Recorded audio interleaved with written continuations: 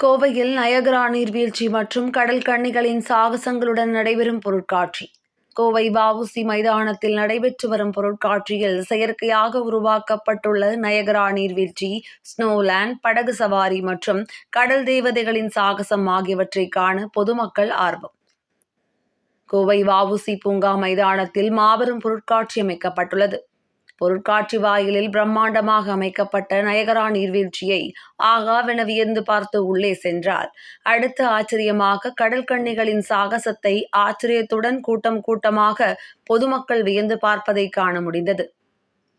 தற்போது ஆயுத பூஜை, சரஸ்வதி பூஜை என தொடர் விடுமுறை வரும் நிலையில் பொதுமக்கள் கூட்டம் அதிகம் வருவதற்கு தகுந்தபடி பாதுகாப்பு ஏற்பாடுகள் செய்யப்பட்டுள்ளதாக பொருட்காட்சி ஒருங்கிணைப்பாளர்கள் ஜியா, அபு தாஹிர், இஸ்மாயில், வப்பு மற்றும் பங்குதாரர் லால்பாபு ஆகியோர் தெரிவித்துள்ளனர். கோவை வாழ் மக்களின் மாபெரும் வரவேற்பை பெற்று நடந்து வரும் இந்த பொருட்காட்சியில் குழந்தைகள் முதல் பெரியவர்கள் வரை பல்வேறு தரப்பினரும் விளையாடி மகிழும் வகையில் பல்வேறு பொழுதுபோக்கு அம்சங்கள் அமைக்கப்பட்டுள்ளது.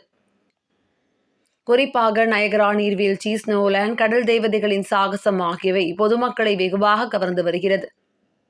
இதேபோல் 90 திகிலூட்டும் பேய் வீடு, பல்வேறு விதமான ராட்டினங்கள் ஆகியவையும், குழந்தைகள் விளையாடி மகிழ படகு சவாரி ஆகியவையும் செயற்கையாக அமைக்கப்பட்டுள்ளது. இதேபோல உணவு பிரியர்களுக்கு என கொங்கு மற்றும் வட இந்திய, தென்னிந்திய வகை பானிபூரி, டெல்லி அப்பளம், ஐஸ்கிரீம், கூல்ட்ரிங்க்ஸ், மதுரை ஜிகர்தண்டா போன்ற 20க்கும் மேற்பட்ட பல்வேறு வகையான உணவு வகைகள் விற்பனை செய்யும் அரங்குகள் அமைக்கப்பட்டுள்ளது.